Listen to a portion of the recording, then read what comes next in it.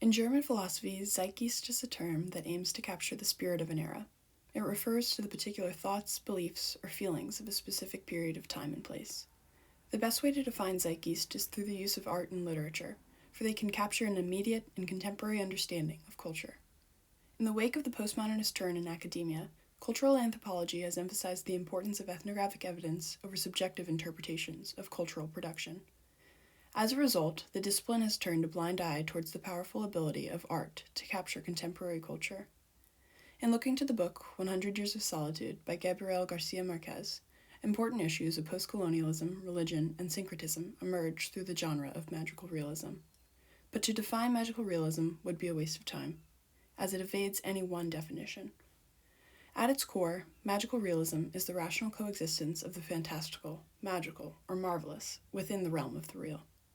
In magical realism, events such as levitating priests or ghosts in the yard are not acknowledged or explained, but rather, they are treated as elements of the character's everyday realities. Many people debate the origins, style, and forms of magical realist art, but most post-colonialist scholars understand it to be a genre that emerged from colonized peoples and which deals in the questions of cultural hegemony, colonization, and subversive power. Within the long, violent, and continued colonization of South America, missionization efforts to spread Catholicism had rippling effects on the religious belief systems of indigenous populations. From Incan highlanders to Amazonian tribes, many Amerindian people of South America had religious beliefs that resembled animism, or the belief that a supernatural power organizes and animates the material universe. The unique merging of material realities with spiritual cosmologies asserted that the supernatural forces cohabited the world casually. The natural coexistence of the spiritual world with the material world was the defining aspect of how indigenous peoples interacted with the environments and people around them. Amidst the colonizing forces that introduced and forced Catholicism on South American communities, indigenous populations were forced to find ways to incorporate their own belief systems into the practices of Catholicism.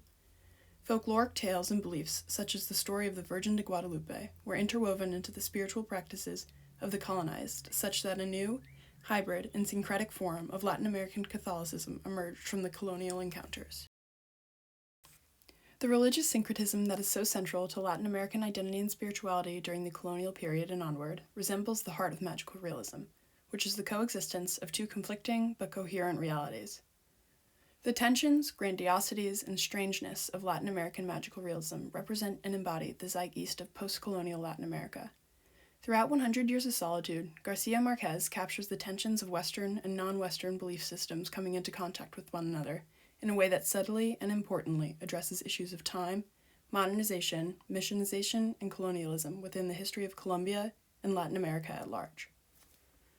As a whole, 100 Years of Solitude has numerous religious allegories, the most prominent being its conscious echoing of the Book of Genesis. But, despite the presence of Christianity, Garcia Marquez aims to make a comedy of organized religion and Catholicism by asserting that religion is a matter between man and God, free of intermediaries. His comedic and critical representation of the Church throughout the novel can thus be read as a commentary on how the colonial systems of governance, religion, and the economy do not understand the beliefs, practices, and religions of the indigenous people. Magical realism as a style and genre allowed many Latin American authors in the mid-20th century to reply to the histories of colonization that had plagued their countries for centuries. As an art, magical realism allowed authors to create social imaginaries of mythical utopias that could respond to the literature of the colonizers. Because, as Gabriel Garcia Marquez stated, the first work of magical literature was the diary of Christopher Columbus. By this, Garcia Marquez means that the colonizers mapped their needs and preconceptions onto the Americas in such a way that they invented them. By exoticizing and exaggerating the New World in their colonial literatures, colonizers were creating the mythical utopias that were later articulated by Garcia Marquez and other magical realists. Thus, magical realism is an important moment in the history and story of Latin American religion and spirituality because it embodies the zeitgeist of post-colonialism, or the ways in which Latin American societies viewed and articulated their own integrated realities of animism, Catholicism, and the casual presence of the supernatural.